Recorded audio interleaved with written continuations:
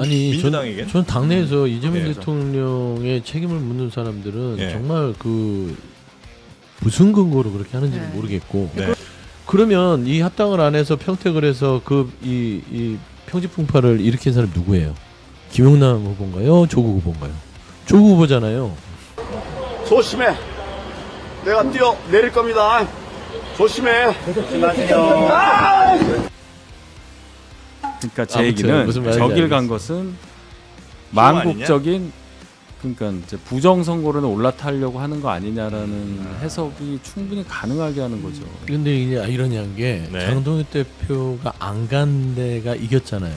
그 이긴 안 간 데 때문에 장동혁 대표가 살았어요. 이게 아이러니하죠. 그렇죠. 일관된 당의 캠페인에 대해서 중간에 뭔가 어깃장을 놓은 부분들이 선거를 방해하지 않았냐 그것부터 돌아봐라 이런 식으로 받아쳐요. 네. 그러니까 자격이 없는 지도부라는 거예요. 총재 대표가 책임져야죠. 제가 봤을 때는 좀 연임을 도전하기에는 좀 머쓱하지 않나. 하남씨가 비온 시사 토크쇼 장르만 여의도 6월 5일 금요일 순서 시작하겠습니다. 반갑습니다. 정영진이고요. 선거가 끝나고 이제 본격적으로 어제부터 대전쟁이 시작된 것 같습니다. 원래 이제 선거 이기면 누구 공이냐, 이제 누가 더 많이 했냐, 이제 이런 거 서로 따지면서 내가 더 열심히 했다 이런 걸로 싸울 텐데 지금 이제 누구 책임이냐를 가지고 많이 싸우고 있는 것 같습니다. 그 얘기도 한번 저희가 나눠볼 시간이 오늘 분명히 있을 것 같고요. 그리고 선관위 얘기 잠깐 전에도 저희가 말씀 약간 드렸습니다만 진짜 문제가 많습니다. 그 뉴스들도 함께 짚어보도록 하겠습니다. 자, 그럼 오늘 함께 해주실 분들 소개해드리죠. 정치사회연구소 중에는 가장 맥을 잘 짚는 그렇습니다. 맥 정치사회연구소 네. 서용주 소장님 어서 오십시오. 대한민국 최고의 네. 맥잡이 서영주입니다. 맥잡이. 네. 이제 좀 적극적으로 PR을 하기로 했어요. 네. 자기 맥을 잘 짚어야지. 뭐 너무 아픈 얘기를. 그거는 못해요. 아무리 네. 지금 명이라도 매기고 자기가 있어, 못해요. 진짜. 네. 내가 매기지 말랬죠. 네, 서용주 소장님 대단히 반갑고요. 국민의힘 윤희석 전 대변인님 어서 오십시오. 안녕하십니까. 네. 얼굴 좋으시네요. 이제 네. 어깨에 힘이 조금 들어가셔도 될 것 같습니다. 아니 뭐 그런 그 정도는 아니고요. 네. 제가 투표날 새벽 2시에 전화했잖아요. 네, 바로 받았죠. 0.1초 만에 받으시더라고요. 그리고 또 딴 데서 전화 와서 그거는 방송을 했어요. 바로 연결하셨어요. 네. 이제 자, 공달 실현의 꿈이 네. 가까워졌다. 점점 다가오고 있다. 네. 김준우 변호사님 어서 오십시오. 안녕하세요, 김준우입니다. 네, 반갑습니다. 자, 그리고 신혜영 기자님. 안녕하십니까. 네, 오늘 뉴스 잘 정리 부탁드립니다. 자, 먼저 이 선관위 진짜 여기 문제만은 네. 여기는 좀 털고 가야죠. 오세훈 시장이 네. 당선은 당선인데 당선 확정이 아직도 못 된 거 아니에요. 개표를 못 끝내가지고. 네. 네, 그 투표용지 부족 사태로 이제 시위대에 의해서 봉쇄가 됐던 서울 네. 송파구 잠실 7동의 제2투표소 한 투표함 2개 2,000표 분량이 그 안에서 이제 나오질 못하고 있었는데 오늘 오전에 드디어 이제 경찰 기동대가 투입이 돼서 이제 투표함을 가지고 나왔습니다. 그 해당 투표함 개표까지 시작이 됐는데 네. 지금 이제 그 현장에 뭐 장동혁 대표도 나도 가서 보겠다 하면서 이제 뭐 들어가는 걸 좀 요구하고 있다고 해요. 네. 뭐 사실은 뭐 이제 현장에서 뭐 이제 그 부정선거 음모론자들이 대결집하고 하는 뭐 그런 모습도 있긴 했지만 어쨌든 이 모든 근본적인 원인은 선관위의 부실 관리 아닙니까? 맞습니다. 네, 네. 하여튼 지적하지 않을 수가 없는 것 같고 그 자리에 저 황교안 전 대표도 대표가 가 오늘 있는 아침에 거죠? 현장에 있었고 네. 이제 좀 사고가 날 뻔한 상황이 있다고요. 네, 그 영상. 상황을 또 저희가 긴급 입수해서 여러분께 예. 잠시 보여드리도록 하겠습니다. 자, 황교안 전 대표가 나무 위에 올라가서 어머. 나무에서 떨어진다고. 여기 번만. 이제 이게 아 이거 15초짜리예요. 앞에를 들어야 돼. 네, 앞에 소리를 좀 네. 한번 좀 듣겠습니다. 있으니까 조심해. 내가 뛰어 내릴 겁니다. 조심해. 조심해. 아이, 짜짜. 다행이네요. 안 다치셔서. 네, 귀여우시네. 네, 안 다친 건 너무 다행이다. 다행이고 뭘 조심하라는 말씀이실까 궁금하긴 합니다. 몸개그를 하시네요, 몸개그. 네. 자, 정말 충격적이다. 네, 황교안 국무총리를 지내신 분이죠. 요건 저희가 처음 보도한 거 아닌가 싶을 정도로. 권한대행이었어. 뛰어내릴 대통령 거니까 권한대. 조심해. 법무부 장관. 네. 네. 와, 이력은 진짜 화려하죠. 대통령 빼고 다 하신 분. 대통령 권한대행도 했어요. 아, 권한대행. 그러니까 그렇죠. 권한대행까지. 트럼프랑 통화하지 않았어요? 트럼프. 그때? 자, 여튼 그래서 황교안 그러니까 이제 안타까운 건 이제 네. 이런 거죠. 이런 분들에게 다시 목소리를 낼 기회를 주는 줬지. 것 같은 선관위. 선관위 질타하지 않을 수가 없다. 네. 아, 그리고 실제로 그러니까 투표율 예측 못 해가지고 투표용지가 부족했다라고 이제 처음에 선관위가 해명을 했었잖아요. 네. 근데 막상 열어보니까 그것도 아니었다는 네. 거예요. 음. 그러니까 이제 처음에 투표용지를 예년에는 그러니까 그 전까지는 한 유권자 60% 정도를 찍는데 투표용지가 남으면 뭐 예산 낭비기도 하고 그리고 또 남는 거 가지고 용지를 뭐 부정선거에 활용하니 뭐하니 해서 50%만 인쇄를 했다고 했잖아요. 근데 그것도 본 투표 기준 50%예요. 그러니까 유권자 전체 절반이니까 네. 사전 투표에서 한 20% 빠지면 실제로 남아있는 투표용지는 부족했던 게 아닌 거예요. 충분히 찍어놨는데 네. 그거를 이제 송파구 선관위에서 배분을 해야 되잖아요. 투표소별로. 그걸 잘못 예측해가지고 그래서 이제 부족했던 거죠. 찍어놓고도 아. 제자리에 그 이제 뭐 어디가 몇 명 정도 할 것이고 유권자 수가 얼마고 이걸 정확하게 계산을 해서 네. 배분을 했어야 되는데 그걸 못 해가지고 지금 이 사단이 난 겁니다. 아니, 심지어는 뭐 무슨 유권자의 110% 그러니까 유권자가 10,000명이면 11,000장을 인쇄한다고 예산은 받아갔다고 그러더라고요. 그러니까 예산은 오버해서 받아가 놓고 실제로 제대로 뭐 인쇄도 아마 안 한 것 같고 인쇄 그나마 안 한 것 중에도 그것도 모자란 건 아니었는데 그 배분을 또 잘 못했다 이거인 거죠. 그렇죠. 네.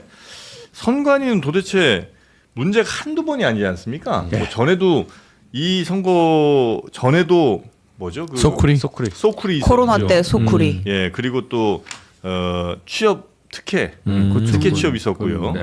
그다음에 문제가 또 뭐 한 큰 게 한 두세 개 더 있었던 것 같은데. 그 사무총장 아들 특혜 채용했다가 사무총장이 한번 물러났고 네. 그다음에 뭐 소쿠리 투표 있었고 선거철만 되면 휴가 가고 선관위 직원들. 선거가 없으니까. 하지만 헌법 독립된 기관이기 때문에 감사를 받지 않고. 감사원 감사 대상이 아니고. 예. 그게 헌재에서 그렇게 네. 한 거죠. 근데 네. 그거는 뭐 어쩔 수 개헌을 해야 없지. 되는 거니까. 개헌을 해야 돼.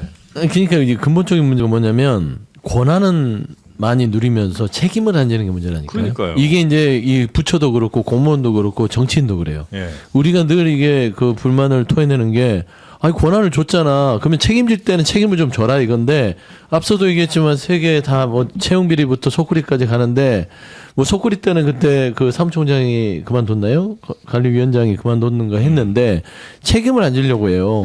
그 기관이 헌법에 보장됐다고 그래서. 네. 근데 이번에 투표용지 부분은 제가 딱 보고는 그냥 쉽게 이게 보급 부대인데 보급을 잘하는 게 본인의 업무잖아요. 네. 뭐 총 들고 싸우라는 게 아니고. 근데 보급 부대가 배식에 실패해요. 그러면 그 부대가 존재 의미가 없잖아요. 네. 저는 그 정도로 지금 받아들여야 된다고 보고 아낄 게 따로 있지 투표용지를 아낄 필요 없잖아요. 네. 그렇지 않습니까? 그러니까요. 왜냐하면 참 저도 개표 방송 하면서 어처구니가 없던 게 투표용지가 부족하다고? 그 번호표를 줬대요. 아니 무슨 맛집도 아니고 투표소가. 대기표. 번호표는 어디서 가져간 거야? 그러니까 네. 거기에다가 저는 또 황당한 게 관리가 안 된 게 번호표를 줬으면 그 14명인가 번호표를 줬으면 연락처를 적어놔야 될 거 아니에요. 예. 연락처도 안 주고 그냥 줬다는 거야. 그래서- 10시까지 하십시오 하고 네. 나중에는 이제 시간 돼서 안 오니까 아파트에 안내 방송 했다잖아요. 방송. 이런 관리력을 갖는 선거관리위원회라는 게 말이 됩니까? 이게요. 개표 이제 하니까 어떤 표의 숫자에 대해서는 큰 문제가 없을 텐데 어차피 2,000명 정도고 당선 낙선 여부에 대해서는 큰 영향이 없는 표차니까. 근데 이게 중요한 게 제가 아침에 저 어느 기자분 리포트하는 걸 들었는데 선거법에 이렇게 돼 있대요. 이 투표 용지는 전날 선거 전날 해당 투표소에 도착해야 한다 이렇게 돼 있대요. 그래야 뭐 유효하다 뭐 이렇게 해석 그렇겠네. 그냥 그렇게 할 수 돼 있대요. 있는 거죠. 그다음에 예. 그 일련 번호도 인쇄되어야 한다 이렇게 돼 있대요. 네. 원래 그래요. 그런데 지금 빌려온 거 아니야 딴 데서 네. 오토바이에 뭐 퀵처럼. 지퍼백에 뭐 이렇게 네. 왔다는 거 아니에요? 그럼 일단 도착해 있지 않은 투표지에 투표하는 게 수기로 맞냐. 번호 썼다는 거 아니에요, 일련 번호를. 그럼 이게 유효한 투표지에 투표한 것이냐? 네. 이런 유효성을 가지고 그러네. 문제를 삼으면 제가 볼 땐 이거 못 빠져나간다고 보고 예. 이러면 소송을 할 수가 있죠. 내 그렇죠. 참정권이 침해된 거 더하기 네. 이 헌법성 선거에 대한 내겠죠. 선거 소송도 가능할 네, 또 네, 한대 네. 변호사분 계시니까. 근데 이제 그게 그래서 격차가 문제인 거죠. 격차가 격차가 뒤집어질 수 있냐 없냐를 가지고 판단하는 게 공직선거법 224조 그거거든요. 뒤집어지냐 아니냐가 제일 핵심이에요. 아니, 그거보다 이제 선거 자체 그러니까 효력. 중대한 영향을 미쳤느냐라는 거거든요. 그러니까 이제 예를 들어 100명이 투표 못했는데 네. 1, 2등 차이가 뭐 200표가 났다. 그럼 선거 무효로까지는 판결을 안 하는 아니 거죠. 그럼 난 조금 말이 안 되는 것 같은 게 예를 네. 들어 뭐 60%대 30%로 표차가 뭐 한 20만 표가 나요. 네. 근데 한 10,000명 정도가 아예 투표를 못하게 어디에 갇혀 있었거나 뭐 하여튼 이상한 일이 벌어졌어요. 네. 그래서 투표 결과에는 영향을 미치지 못해. 하지만 매우 심각한 결격 사유가 있을 수 있는 거잖아요. 그러니까 네, 투표 참정권이 심각하게 훼손당하는 경우가 있었다고 치고 네. 그래도 문제가 안 돼요? 아니, 그러니까 그게 이제 좀 다른 게 이제 분리해서 보는 선관위 체제에서 네. 그 고투표구만 네. 재선거하는 결정을 할 수는 있죠. 예, 그렇게는 되죠. 해당 투표구만. 예, 그런 결정을 할 수 있죠. 왜냐면 나머지는 문제가 안 됐으니까. 그 전에는 뭐 또 시간 내야 돼 휴일도 아닌데 이럴 수 있잖아요. 네. 그러니까 이제 그런 존중은 할 수 있고 또 문제가 돼서 무효라고 했을 때도 그 투표구만 무효하는 일부 무효 판결을 할 수도 있는 근데 거예요. 그 투표구만 만약에 재투표를 하게 되면 네. 이미 선거 결과에 대해서는 사람들이 다 알고 있잖아요. 네. 그 상황에서 투표를 하는 게 제대로 된 참정권 보장이라고 할 수 있나? 뭐 현재 그 시스템 안에서 예. 그 해석 기준에 관해서 제가 의견을 드리는 거니까 예. 그렇죠. 말씀하시는 거는 이제 그러면 뭔가 법을 추가로 개정해야 된다. 네.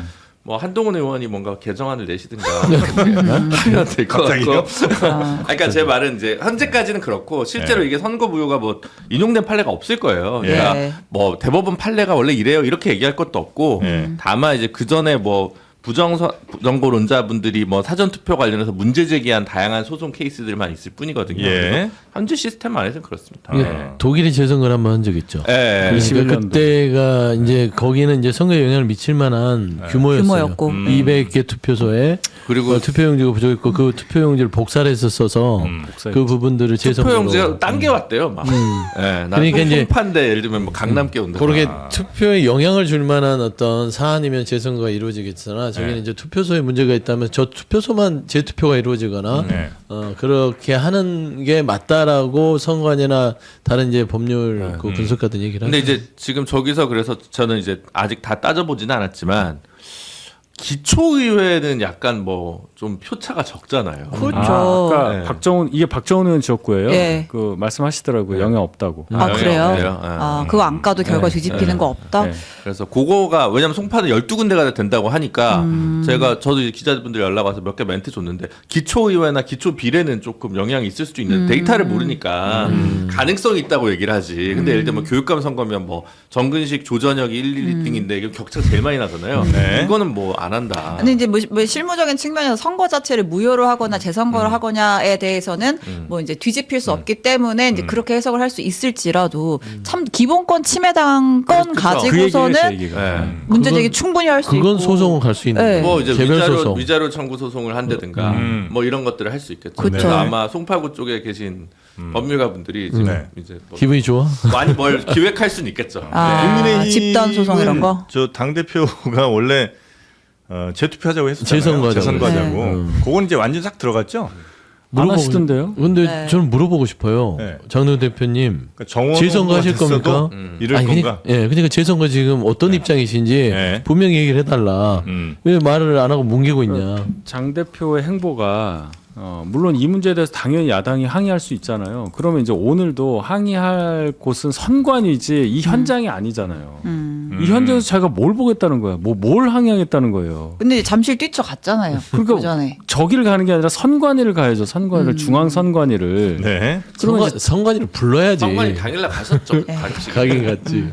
그러니까 제 아무튼 얘기는 무슨 말인지 저길 간 알겠어요. 것은 망국적인 그러니까 이제 부정 선거로는 올라타려고 하는 거 아니냐라는 해석이 충분히 가능하게 하는 거죠. 거기에 빌미를 줬다라는 게 선관위의 가장 큰 패착인 것 같고 사실 청와대도 지금 선관위에 대해서 뭐라고 얘기하기가 되게 애매하잖아요. 잘못 얘기하면 뭐 또 독립성 훼손한다라고 하는데 이재명 대통령도 이제 납득하기 어려운 일이 벌어졌다. 민주공화국에서 무엇보다 철저해야 될 선거 관리에 이러한 허점이 발생한 점 매우 큰 유감을 표한다라고 이야기를 했고요. 그리고 이제 어제 또 하나 뉴스가 있었죠. 선관위 홍보 영상에 웬 또 홍어가 등장을 합니다. 이게 그게, 5월 말, 그러니까 어. 지난달 28일에 선관위 공식 유튜브 채널에 게시된 개표 참관인 안내 홍보 영상이에요. 이 영상은 KBS에도 그대로 이제 송출이 됐어요. 안내 네. 홍보 영상으로. 근데 이제 사람들이 이제 앉아 있다가 한숨을 쉬면서 이제 뭐 이렇게 한숨을 내뱉는데 그 입에서 이렇게 영혼이 빠져나가는 모양이 이 가오리 홍어 형태를 하고 이렇게 빠져나가요. 네. 그러니까 이게 일베에서 이제 아, 특정 그렇게 얘기한 지역을 거구나. 비하할 때 쓰는 약간 상징이잖아요. 근데 곳곳에 일베가 숨어 있나라고 오인할 만큼 이게 정부기관에서 저렇게 아니 말풍선일 수도 있고 한숨일 수도 있는데 한숨이 어떻게 저 가오리와 홍어 모양으로 나가는지 제가 이게 불편해요. 그러니까 저게 모양이 고등어면 괜찮은데 아니 고등어가 아니라 그냥 고등어 아니지. 아니, 모양이 아니 고등어가 아니라 그냥 우리가 일반적으로 생각하는 한숨 이렇게 뭉게 그냥 귀신 구름 뭐 구름 구름 어, 하면 구름, 되는 구름 거. 하면 같은 뭐 되는데. 그런 거에 저런 나오는데 밈이 원래 정답이네요. 있었어요? 일베 안에서 있는 거죠. 예. 그러니까 저거를 구체적으로 지시를 했더만요. 이게 이제 AI 영상으로 만든 건데 그러네요. 애니메이션 만든 건데 그 애니메이션 만들 때 그 프롬프트를 그러니까 명령어를 쓰잖아요. 그때 입으로 반투명한 가오리 모양의 영혼이 빠져나간다는 구체적인 지시를 한 거예요. 그 제작자가요. 네. 왜 굳이 입에서 진짜 이상한. 가오리 모양의 영혼이 빠져나가요? 그럼 그 사람 빠져나올 구멍이 있네. 홍어 모양이라고 안 했으니까 뭐 이렇게 나갈 가오리도 그 홍어과기. 사람은. 가오리도 홍어과니까. 그러니까 가오리 왜? 갑자기 왜 가오리가 나와요? 가오리를 좋아했다. 뭐 아싸 가오리 이런 건 아닌데 이건 정말 진짜 못 따라가겠다 나는. 진짜 근데 이제 이런 거 할 때마다 선관위는 우리가 직접 한 거 아니고 외주 줬는데 뭐 이런 식이에요. KBS도 영상 내보내고 이거 우리 KBS가 한 게 아니라 우리 자회사인 KBS N이 만든 건데 이제 이런 식으로 얘기하는 것도 너무 어쨌든 최종적으로 관리 책임은 그렇죠. 내보내는 사람들한테 있는 거잖아요. 저기 물어보면 JTBC는 이런 영상이 이제 선관에서 와요. 네. 그러면 이 영상을 검수를 안 해요? 검수를 하죠. 100% 하잖아요. 저희도 옛날에 뭐 잘못 뭐 한번 그 이제 그 뒤에 그 어깨거리라고 하죠. 뉴스 나갈 때 앵커 멘트하고 그 옆에 화면 뜨잖아요. 되지. 뭐 한번 잘못 나와가지고 큰 곤욕 치른 적이 있어요. 그래서 엄청 철저하게 검수를 합니다. 여기 뜨는 거? 예. 예. 어. 그러니까 이제 저희가 이제 온라인에서 이미지 같은 거 찾아가지고 이제 올리는데. 만들잖아요. 근데 그게 숨어 있던 거예요. 몰랐던 거지. 예. 그러니까 생각보다 저는 제 개인적인 생각이지만 이런 불편함을 초래하는 일베식의 사고를 하는 분들이 많다. 곳곳에. 라고 생각을 할 수밖에 없어요. 네네. 좀 이게 좀 개선됐으면 좋겠어요. 전에 한번 저희가 그 젊은 정치인들 뭐 이분들 모셔서 얘기했는데 특히 이제 10대, 20대, 뭐 혹은 30대 정도까지 젊은 분들 사이에서는 이런 일베 그 뭐 조롱, 뭐 폄훼 이런 문화 자체가 그냥 일베들만 하는 게 아니라 이제는 상당히 많이 퍼져 있다고 하더라고요. 예, 젊은 분들 이게 사이에서. 재미예요, 재미 이런 그러니까 게. 놀이처럼, 놀이. 밈처럼. 밈. 네. 자, 하여튼 선관위 문제는 그냥 또 이렇게 하루 이틀 지나면서 다 잊혀질 뭐 그런 상황이 전혀 아닌 것 같습니다. 지난번에 이제 이러다가 이 큰 사고까지 난 거잖아요. 네, 이번에는 확실하게 인적인 책임을 좀 지는 모습을 좀 봤으면 좋겠고요. 이제 지방선거 뒷얘기를 한번 좀 가봐야 될 것 같습니다. 네, 일단 이 사상 첫 5선 시장 고지에 오른 오세훈 서울시장 얘기를 좀 잠깐 살짝 하려고 하는데 네. 일단 이제 본인은 5선 시장의 타이틀을 거머쥐었지만 서울시 의회 상황은 또 그렇지가 않잖아요. 그 서울시의 전체 118석 중에서 민주당이 81석을 확보했고 국민의힘이 37석을 차지했습니다. 네. 그러니까 서울시 의회만 놓고 보면 여소야대의 상황이 벌어진 거죠. 심각하네. 예. 이렇게 되면 시정을 하는 데 있어서 상당히 어려움이 좀 있나요? 그러니까 정부랑 국회 관계와 똑같죠. 지방 정부와 지방 의회의 관계가 권한이나 이런 것들이 거의 동등해요. 똑같죠. 그래서 오세훈 시장이 그 2010년에 재선이 되고 그만뒀죠. 예. 무상급식으로 그 할 때도 네. 이제 여러 가지 얘기 중에 시의회가 너무 이게 기울어져서 시정이 어렵다. 근데 그 똑같은 얘기를 21년에 1년 넘기고 재선거해서 다시 됐잖아요. 네. 보궐선거로. 그때도 그래서 그때는 아마 서울시 의석수가 100개 조금 넘는데 맞아요. 국민의힘이 6개예요. 제 그 당시에. 기억에 18년도 지방선거 때 싹쓸이해가지고. 완전히 망했기 때문에 아. 구청장 1명 되고 제 기억에 지역구 3개, 비례 3개였어. 6명밖에 없는 거예요. 100명은 민주당이고. 그래서 뭘 할 수가 없다 1년 동안. 그래서 22년도 4년 전 지방선거 때 오세훈 씨가 가장 바랬던 건 본인의 재선도 4선도 있지만 시의회가 좀 이게 여대야소 돼야 된다. 근데 네. 그때는 3분의 2가 넘었어요. 75개인가 뭐 그랬어요. 네. 이번에는 시의원들이 대거 민주당 의원들이 이제 당선이 되면서 아마 오세훈 시장이 썩 쉽지만은 않을 것 같다. 협치를 해야죠. 이제. 난관이 예상된다. 협치를 하라고 하는 명령이고 그리고 네. 부산도 사실 전재수 시장도 같은 처지예요. 비슷한 그렇죠.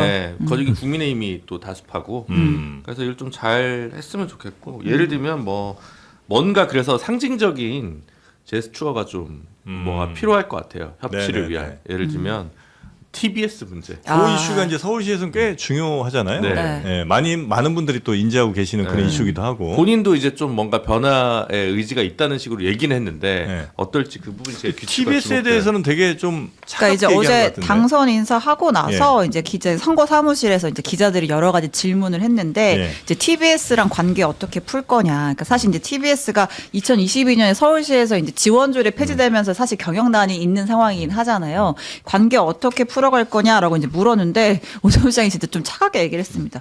거기 공정성을 상실했다는 것을 인정해야 한다. 공영방송인데 김어준 방송으로 전락한 지 꽤 오래되지 않았느냐. 전혀 반성이냐 방향 전환에 대한 노력이 없었고 그 결과가 지금 TBS의 위상이다. 이렇게 직격을 했습니다. 근데 이제 TBS 문제는 오세훈 이 당선자라고 해야 되나요? 아직 네. 개표함이 다 마무리 안 됐으니까. 아니, 시장이에요. 계속 시장이요? 시장이니까. 아, 저 직무복귀예요. 그렇게 했으니까. 그러니까 오세훈 시장 입장에서는 저거 뒤끝으로 갖고 가면 안 됩니다. 이게 논리 안 맞냐면 지금 김어준 방송과 TBS 연계 짓기는 너무 시간 많이 흘렀어요. 그러니까요. 그러니까 TBS는 김어준 방송이 아니에요. 네. 김어준 씨는 지금 겸손을 힘들게 하고 있어요. 그렇죠? 그러면 TBS는 TBS의 자체로 있는데 이걸 언제까지 김어준이라는 사람으로 낙인을 찍어서 저런 식으로 예산을 아예 그냥 털어버려서 빈 껍데기로 두느냐. 이건 오세훈 시장이 잘못 생각하는 겁니다. 네. 이거부터 풀면 협치의 시발점이 될 수 있다는 측면에서 전략적으로 사고를 해야 되는 것이고 사실 저는 오세훈 시장을 선택한 뭐 서울 시민의 어떤 생각들이 있었을 거라고 봐요. 네. 적절한 견제와 균형들 좀 아쉽고 뼈 아프지만 저는 사실 이거를 오세훈 시장이 잘 풀어가지 못하고 또 이 이재명 정부와 뭐 말하자면 사사건건 반발을 하거나 시의회와 부딪히게 되면 본인 스스로 가두는 꼴이 되는 거라서 네. 지혜롭게 첫 시작을 해야 될 것이다. 서울시랑의 연을 끊고 그냥 TBS 자체적으로 뭐 광고도 받고 이렇게 스스로 자력으로 갈 방법을 찾아주는 게 제일 현명하지 않나요? 그렇죠. 그러니까 지금 현재 뭐 광고도 못 받고 지원도 안 하고 있는 그런 상황이라면서요. 예, 그러니까 뭐 서울시가 꼭 서울시 방송 하나를 갖고 있을 필요가 있는 건 아닐 수 있으니까. 그럼 이제 주파수를 네. 받은 거잖아요. 네. 그걸 다시 어디다 반납을 하든지 뭐 민영화를 한다든지 이런 게 필요한 그 거고. 작업이 먼저 선행돼야 되는 사실 거죠. 저는 저 TBS를 잘 들어요. 주말에 아침에 한번 들어보세요. 음악만 나와. 맞아요. 그리고 한 2시간 정도 있다가 우리 TBS는 광고를 못 받아서 뭐 어쩌고저쩌고 이런 말이 나오고 네. 그 선곡이 드라마틱합니다. 너무 좋아 저는.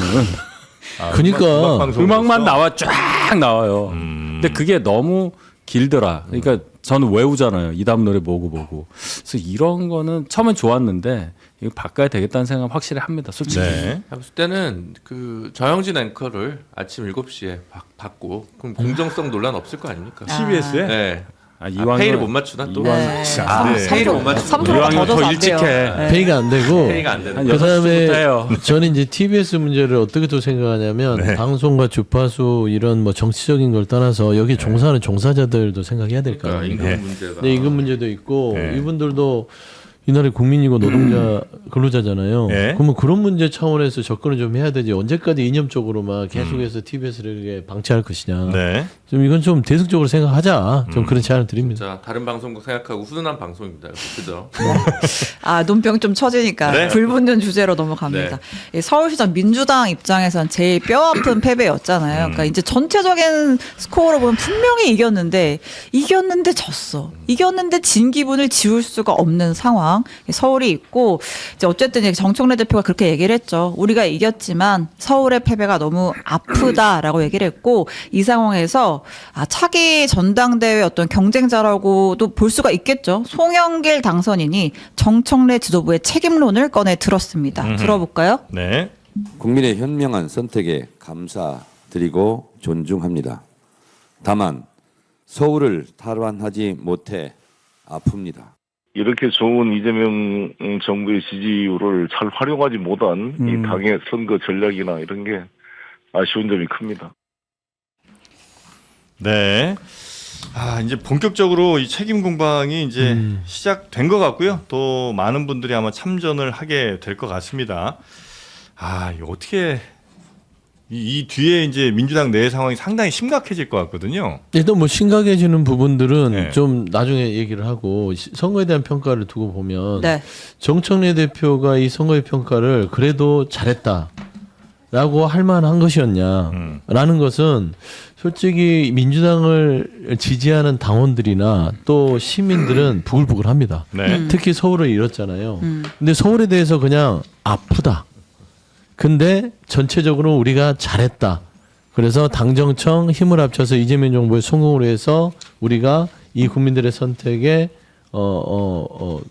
발맞춰서 나가겠다. 이거 좀 부족해요. 네. 제가 앞서 얘기했잖아요. 정청래 지도부가 이번 지방선거에서 무소불위의 공천권을 휘둘렀습니다. 권한을 누렸죠. 선거 전략도 본인들 페이스대로 했죠. 그런데 선거 결과에 대해서는 왜 책임지려고 하지 않죠? 설사 그게 책임이 있든 없든 간에 이게 뭐 어느 정도의 분석이 필요하지만 저는 송영길 전 대표가 송영길 의원이 네. 쓴소리를 하는 부분을 왜 받아들이지 못하죠?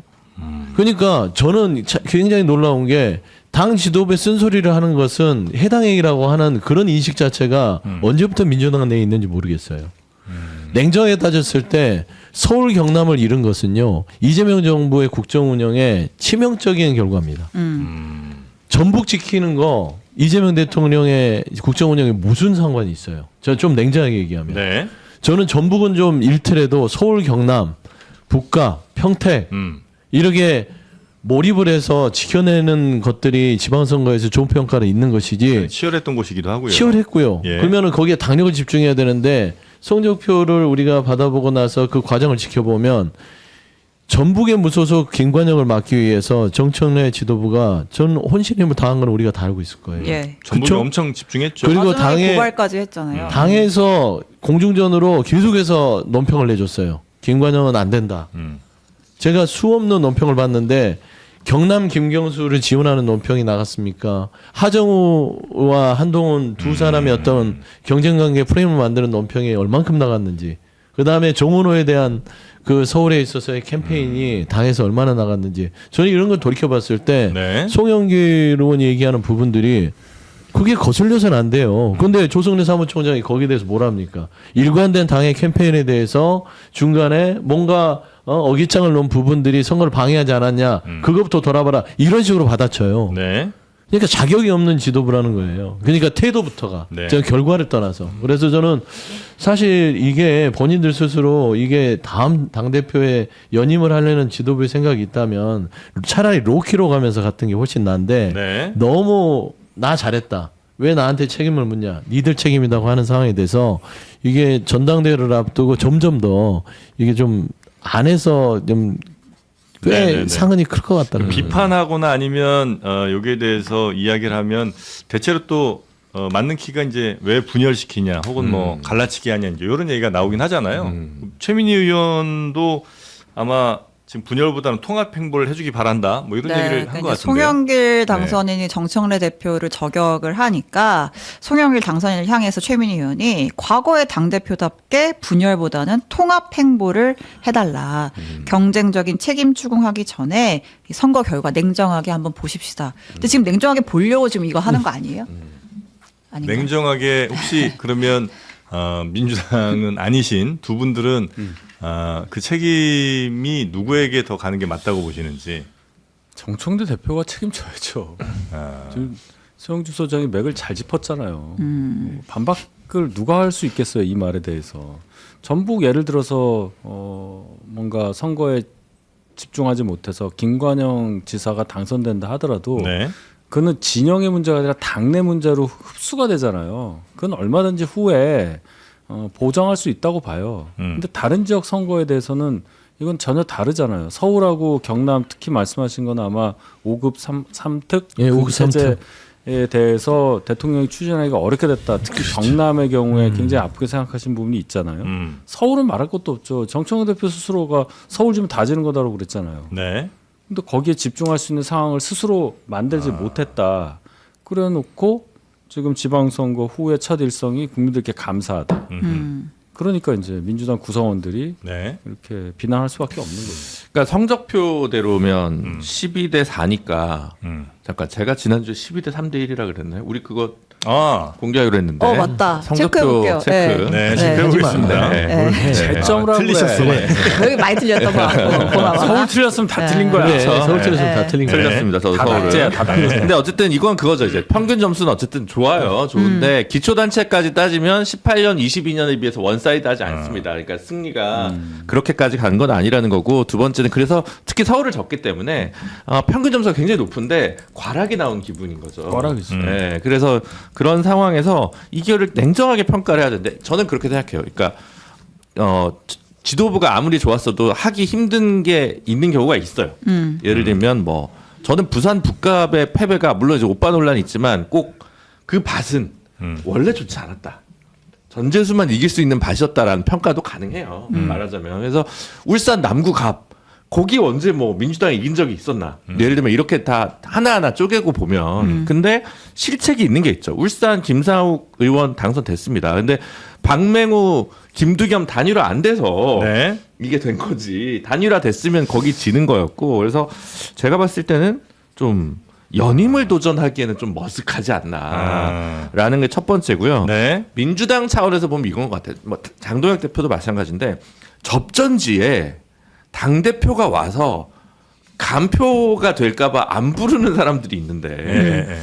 그러면 다음 총선을 책임질 당 대표를 뽑잖아요. 네. 그러면 접전지에 가서 중도나 시민들이 왔을 때 환호해주는 당의 지지층 말고 외연 확장이 되는 사람이 지금 당 대표가 되는 게 민주당 입장에서는 가장 냉정한 평가 아니냐. 특히 네. 서울에 대한 평가 그런 관점에서 보면 지금까지 하마평에 나오신 분들은 좀 원점에서 재검토해야 되는 게 오히려 맞지 않냐. 네네. 그것이 꼭 정청래 대표에게만 해당되는 얘기일까라고 하는 생각이 저는 좀 들어요. 그럼 누구요? 아니 그래서 저는 지금 뭐 제가 편향된 인간관계를 갖고 있는지 모르겠지만 지금 국무총리나 당 대표 자리에 있어서 저는 적어도 본인 의사와 상관없이 김부겸 총리가 이제 좀 한 번 더 거론되는 게 오히려 냉정한 선거 평가와 네네네. 진취적인 게 아닌가라는 생각이 듭니다. 지금 이제 대체로 이른바 해당 진영에 있는 뭐 빅스피커들 혹은 뭐 그런 이제 채널들 운영하시는 분들은 크게 세 부류가 좀 있는데 한 축은 이제 이건 통합 못해서 그렇다. 예, 통합을 했었어야 된다는 이제 주장하시는 분들이 있는 것 같고 또 반대쪽에서는 이 친문 세력들 때문에 민주당 선거 이렇게 됐다 분들 계시고 또 한 축은 일단 공소 취소 특검 때문에 그랬다. 아니 뭐 난 얘기도 있죠. 양쪽 다 이제 얘기 못 하고 그냥 안타깝다. 그렇게 그냥 좋게 좋게 이제 넘어가는 정서적으로 슬프다 어제 그 뭐 그런 멘트가 있었던 경우도 있는 것 같고요. 네. 이렇게 아니면 좀 약간 모르는 척 이게 그냥 국민의힘 또 이렇게 욕을 이제 시원하게 좀 하는 요 정도로 이렇게 좀 나뉘는 것 같더라고요. 근데 크게 보면 예, 그런 정도로 나뉘는 것 같은데 실제로 일단 저희 뭐 서울 그런 얘기를 모습이 하고 있죠. 있으니까 최민희 네. 의원 말처럼 냉정하게 분석부터 지역별로 좀 해보면 서울 같은 경우에는 이제 정원호 후보가 사실 본인의 개인기를 많이 못 보여주고 이제 끝난 게 이제 패착이다라는 얘기가 있는데 어쨌든 정원호 후보는 시작할 때는 명픽으로 시작을 했던 거였잖아요.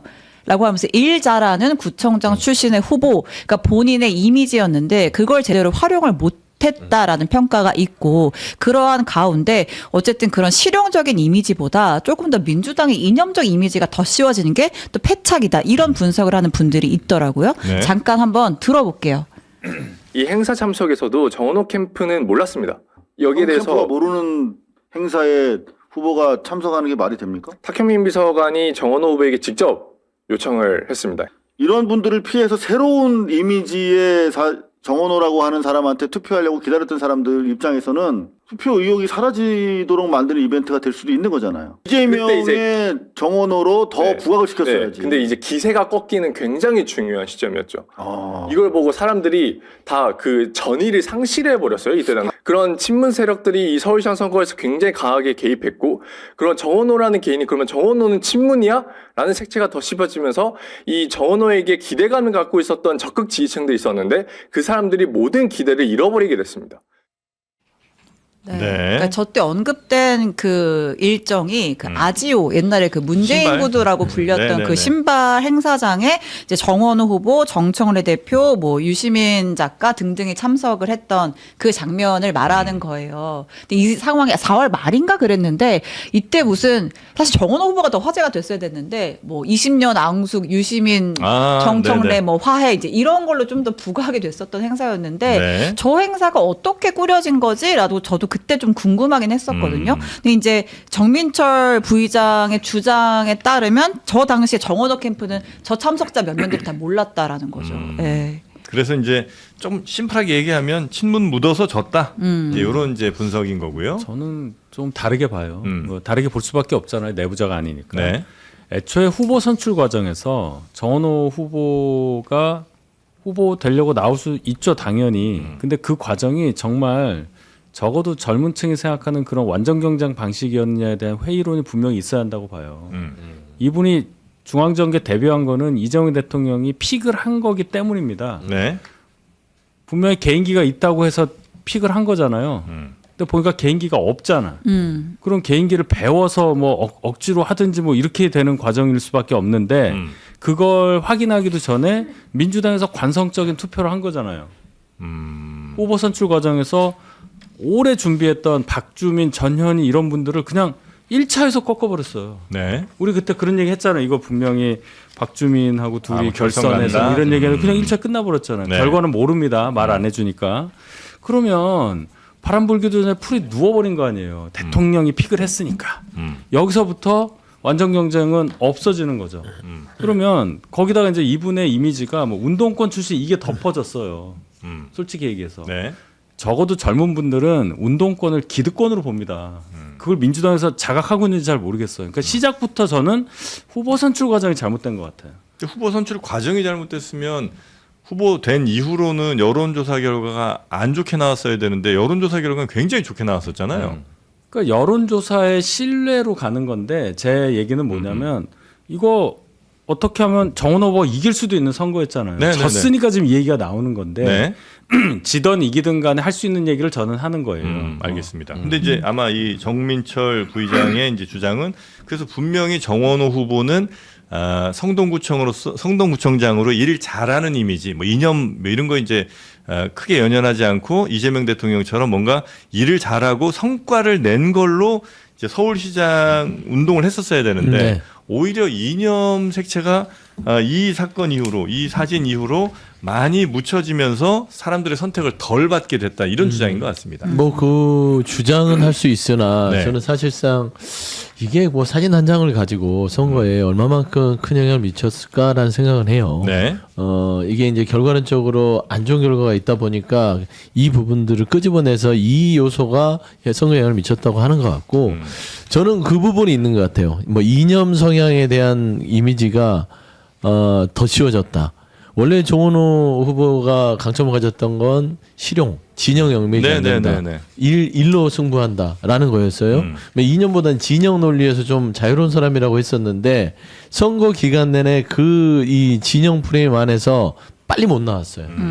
그 중에 하나가 지금 저 사진의 한 장일 거예요. 네. 왜냐하면 친문, 그 다음에 유시민 씨, 그 다음에 뭐 정청래 대표 이런 탁현민 이런 쪽의 분들과 같이 사진을 찍고 뭐 겸손은 힘들다 이런 부분에서 같이 어떤 얘기를 하다 보니까 이분도 서울 시민들이 투표를 하다가 보면서 원래는 이쪽이었구나.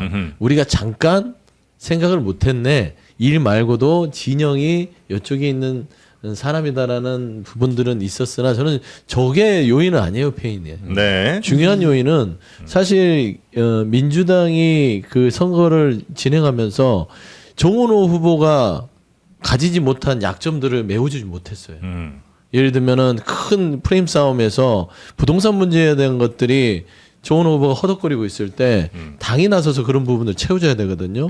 전월세 문제들, 그다음에 청년들의 주택에 대한 불안감, 세제 문제들 이런 거를 중앙에서 공중전으로 쭉쭉 이 가르마를 타줘야 네. 정원호 후보가 이걸 가지고 싸우는데 전혀 그런 거 없이 그냥 이재명 대통령이 픽한 사람 이거 하나. 두 번째는 내란 청산을 위해서 네. 정원호 뽑아주시 이거밖에 없었다는 게 문제였다고 봐요. 부동산 문제 관련해서 일단 강남 서초는 굉장히 이제 어쨌든 정부 적대적이고 투표율이 굉장히 높은데 그러면 조금 더 서울의 외곽 지역이라고 하거나 좀 민주당 전통적 지지층의 지역이 상대적으로 좀 더 투표율이 낮았죠. 네. 이런 부동산 정책과 관련해서 정확한 시그널이 없고 착착과 신통이 거의 같이 붙어버리니까 정말 지지층의 표를 끌어내지 못했다 이렇게 네. 볼 수는 있는데 근데 이게 표차가 너무 적다 보니까 그 민주당 쪽 사이드의 유튜버 분들이나 이런 분들이 하시는 얘기도 일리가 아예 없는 건 아니에요. 그러니까 조국혁신당과 뭐 진보당, 기본소득당, 이제 정의당을 빼고 이제 그 민주당의 광역 비례 표를 합치면 그 표만큼도 정원호 후보가 못 가져가요. 네. 그러면 조국혁신당에서 정원호를 안 찍었다. 왜? 합당을 안 해줬으니까. 삔또가 상했다. 이렇게 해석할 수 있겠죠.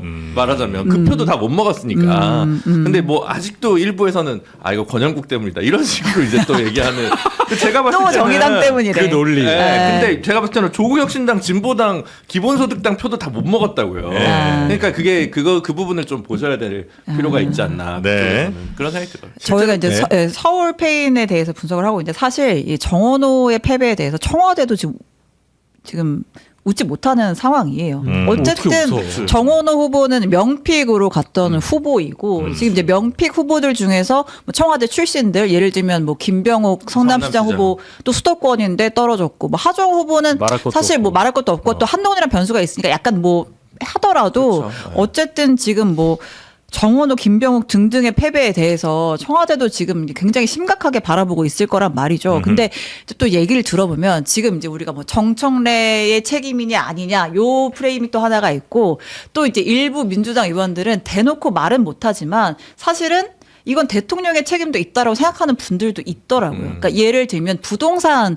이슈가 서울에서는 어쨌든 영향을 엄청나게 크게 미치는 주제인데 이제 대통령이 선거 임박해서 내놨던 뭐 장특공 폐지라든지 그러니까 어쨌든 선거가 끝나고 나면 1가구 1주택도 세금이 오르겠구나라는 시그널을 줬던 것들이 한강벨트를 결집하게 만든 거 아니냐. 이제 플러스 좀 정무적으로는 뭐 공소취소 특검의 이슈도 있었고 그러니까 뭐 조작기소 특검이죠. 이제 그게 결국 공소취소로 이어지는 거 아니냐. 그리고 마지막에 했던 이제 대통령의 투표 동료 메시지. 그러니까 이제 그들을 선택하게 되는 겁니다. 투표 안 하면 요 메시지가 하나 있었고 마지막 당일이었던 거예요. 그 플라톤 인용해가지고 예 이제 그 최악 정치 무관심의 대가는 최악의 저질들에게 지배당하는 것이다. 이제 이런 메시지가 오히려 좀 보수를 결집시킨 거 아니냐. 이제 이런 해석들도 있더라고요. 그거 있잖아요. 검찰총장 대행 불러가지고 오류 있는 거 잘 보고. 잘못할 수 있죠. 사과해라. 그럼 취소하면 되죠. 뭐겠냐고요. 검찰총장 대행한테 하는 얘기가 특검 필요 없고 공소 취소하라 뭐 이겁니까? 그런 거예요. 그런 거. 물론 이제 예를 들면 대통령의 여러 한 10가지 중에 선거에 도움 안 되는 것도 있었을 수 있을 것 같긴 하고요. 다만 10개 중에 그럼 한 7, 8개 정도는 예를 들면 주식 이렇게 지금 많이 올라간 거라든지 아니면 대통령의 인기 자체라든지 이런 것들은 선거에 플러스가 당연히 됐을 거 아니에요. 그러면 왜냐하면 대통령 지지율 자체가 이렇게 높은 상태니까 여당에게 유리한 거겠죠. 그러니까 그런 걸 이렇게 종합적으로 보면 이번 지방선거에서 이재명 대통령은 플러스냐 마이너스냐 보면 플러스 요인이 훨씬 더 크지 않나? 아니 민주당에겐? 저는 당내에서 이재명 예. 대통령의 책임을 묻는 사람들은 예. 정말 무슨 근거로 그렇게 하는지는 네. 모르겠고. 네. 그런 얘기를 그러니까 저도 지금 뭐 저는 어쨌든 그러니까. 전하는 입장이니까 그러니까. 당내에서 당내도 이런 그런 얘기를 책임론 하는 사람이 저런 있을 책임론 거예요. 다양한 네, 네, 의견이 네. 있으니까. 근데 전체적으로 이 지방선거를 치르는 첫 슬로건은 이재명 대통령의 국정 이 운영이 계속될 수 있도록 네. 힘을 달라해요. 근데 좋잖아요. 그다음에 말씀한 대로 긍정적 요인이 많잖아요. 그렇기 때문에 여기에 대해서는 이재명 대통령이 크게 선거에는 뭐 해를 끼쳤다고 볼 수는 없어. 다만 네. 부동산 문제에 대해서 제가 말씀드리면 정부는 부동산이라는 큰 정책을 추진할 수밖에 없습니다. 네. 근데 선거라고 해서 그 정책을 변화시키면 이게 정책을 선거를 위해서 하는 게 아니에요. 전체 큰 그림을 두고 부동산의 어떤 안정화를 위해서 일단은 공급 정책을 위한 여러 가지 요인들을 쓰고 네. 이 수요 공급이 시간차가 있으니까 그 시간차를 어떻게 극복할 것인지 이제 대책을 내놓겠죠. 하지만 단기전을 치르는 이제 정당의 입장에서는 제가 네. 왜 지도부를 비판하려는 게 아니라 그 선거 전략에 대해서 아쉬움을 얘기하는 거예요. 얘기해 줄 수 있거든요. 이익과 욕망에 대해서 비전을 제시해 줄 수 있어요. 네. 우리 당에 이번에 표를 주시면 이런 부분들을 정부에 건의를 해서 이 부분을 보완해 주겠다. 세수 부분을 줄여줄 수도 하겠다. 네. 공급 부분에 대해서 속도를 낼 수 있도록 하겠다. 전월세 부분에 대해서 특히 청년들한테는 뭔가 혜택을 더 줄 수 있겠다. 이런 말을 왜 못해요. 그러니까 보완을 원래 네, 집권 여당이 하라고 있는 건데 그게 없었다라고 봤을 땐 책임이 누구한테 있는지는 분명히 진다. 네. 하나만 보태면 그러니까 이제 부동산 자산 때문에 유권자 지형이 변화해서 네. 뭐 용인, 과천, 뭐 성남 이런 데서 다 국민의힘이 이긴 것도 중요한 요인이 될 수 있고 또 뭐 서울에서 2030의 세대 투표 양상에 대한 것도 분석에 추가되고 이제 다 되는데 네. 그러면 이제 너무 작은 차이니까 뭐가 결정적이었냐고 얘기하기 되게 어렵잖아요. 그렇죠. 네, 맞아요. 근데 이거서 더 어려운 건 뭐냐면 예를 들면 이번에 하남을 볼게요. 국민의힘 이현재 시장인가요? 네. 연임에 성공했어요. 표차가 꽤 났습니다. 도의회 선거에서는 압도적으로 다 네 군데 다 민주당이 이겼을 거예요. 그리고 작은 차이로 이광재 후보가 됐어요. 네. 그러니까 교차 투표가 막 여기저기서 일어났다. 서울도 시의회랑 서울도 시장은 교차 투표한 시장이랑 거예요. 네. 구청장이랑 이게 다 막 다른 거예요. 줄투표 생각보다 많이 안 줄투표 나왔다. 아니라는 거죠. 여기 예. 그 북값도 그렇잖아요. 예. 전재수의 부산시장 지지율, 구청장의 지지율, 하정우의 지지율 다 다르잖아요. 네. 그러면 사실 그 하나하나 들어가면 인물 요소도 다 있는 거예요. 있겠죠. 공천을 뭐 안산은 왜 졌냐 하면 공천 문제였다. 이렇게 민주당 이런 얘기도 많이 나오잖아요. 그러니까 이게 다 섞여 있으니까 이걸 누구 책임이다라고 얘기를 다 한다고 해서 이 분석이 정확한 건 아닌 것 같고 네. 다만 이재명 대통령이 100점이었냐 네. 이 방금 소개해 주신 비판들 다 일리가 있는 부분들이었기 때문에 물론 이재명 대통령의 점수는 정청래 대표보다 높을 거라고 생각이 듭니다. 네. 근데 이걸 또 다 입 닫으면 귀를 닫으면 그건 또 바람직한 건 아니지 않냐. 네. 자, 그리고 평택 가볼까요? 네. 평택이면서도 또 이제 가장 큰 유튜브 채널 중에 하나인 그 김어준 씨 운영하는 데서도 이 책임에 대한 이야기를 분석을 했죠. 왜 선거를 지었느냐에 대한 이야기. 네. 그래서 통합이 안 된 것이 이제 가장 큰 문제다. 이런 분석을 아마 좀 내는 것 같은데요. 분석이 아니라 선언인데 선언. 합당 선언이잖아요. 실패부터 이번 네. 선거 결과는 예견돼 있다 이런 이야기를 네. 김어준 씨가 했습니다. 네. 네, 직접 한번 들어볼게요. 들어볼까요? 예. 출발점은 제가 보기엔 민주당 조국당 합당 실패입니다. 그랬다면 평택을 같은 선거구가 아예 안 나왔겠죠. 민주당 내부에서 미래 권력을 놓고 보이지 않는 다툼이 있었어요. 그래서 민주당이 이번 선거를 풀 파워로 치르지 못했다. 예를 들면 전북 선거 국면에서 탈당 무소속 출마하면 이거는 바로 선을 그어야 되는데 일부 민주당 인사들이 그쪽 힘을 실어주는 이번 지방선거가 아니라 8월 전당대회를 바라본 거겠죠 아마도. 오히려 평택을 같은 곳에선 내란을 함께 극복했던 동지와 이렇게까지 싸워야 하나 싶은 갈등을 겪게 되니까 그 과정에서 상대를 반드시 이겨야겠다는 승부욕 대신에 마음이 흩어지는 거죠. 그러면 마음이 모여서 만들어지는 구도는 사라지고 개별 후보만 남는 거예요. 네. 합당 실패가 출발점이었다. 근데 힘을 모아서 이게 풀파워로 못했다는 건데 힘을 모은 곳이 그러니까 힘을 모을 곳이 왜 누구를 탓하는 거예요? 그러니까 조국혁신당을 탓하는 건지 민주당을 탓하는 건지 제가 불분명하고 명확한 거는 본인만 안 들어서 망했다 얘기잖아요. 그렇죠. 그러니까 내 말 듣지. 내가 합당하라고 했지. 김호준이라는 이 사람 말을 들어야 돼. 내 말 안 들으니까 이렇게 된 거야라고 얘기처럼 들려요. 근데 네. 전혀 논리 안 맞는 게 그러면 이 합당을 안 해서 평택을 해서 이 평지풍파를 일으킨 사람이 누구예요? 김용남 후보인가요? 조국 후보인가요? 조국 후보잖아요. 조국 후보가 진짜 민주당을 주장하면서 민주당에서 고민 끝에 내린 전략자산인 김용남 후보를 그렇게까지 선을 넘는 공격을 하면서 이 평택의 이 제사보다 제법 관심을 가졌던 이 난리통이 저는 서울 수도권 내지 저는 전국으로 퍼졌다고 봅니다. 이게 중도층에서 얼마나 좀 눈꼴스러웠겠어요. 네. 아이고 잘한다. 이 권력 주려고 아니 권력을 작해해놨더니 이게 니네 건 줄 알고 싸우고 있구나. 니네들은 이런 모습을 재현해낸 거는 저는 조국 후보가 더 책임이 크다고 봅니다. 네. 그러면 김어준 씨의 저 말은 합당을 하려고 했을 때 조국 후보가 사실상 걷어찬 거잖아요. 그리고 이번 선거도 조국 후보 그런 건데 네. 저는 그 마음속은 조국의 이 애정이 엄청 있는 그런 아쉬움의 김어준 씨의 말인데 전혀 저 말에는 동의해 줄 수가 없어요. 합당문서 지기는 뭘 줘요. 네. 오히려 또 갈라졌던 한동훈, 박민식 보수 갈라졌고 오히려 진보진영에선 한 명 하정우 나왔는데 오히려 거기 졌잖아요. 그러니까 갈라진다고 꼭 지는 것도 아닌 것 같은데. 그러니까 하정우 후보 네. 얘기로 넘어가서 그런데 김어준 씨 방송 나가서 이겼냔 말이에요. 저는 그거 당연히 마이너스라고 생각해요. 하정우 후보가. 네. 그럼 이제 김어준 씨가 사실 이분이 이런 식으로 영향력 확대하려고 하는 게 처음이 아니잖아요. 2010년, 11년, 12년 그때 낙검수 해가지고 4명이 어깨동무하면서 다녔을 때도 결국 12년 총선 망친 거는 이 낙검수 4명 중에 한 분 때문이에요.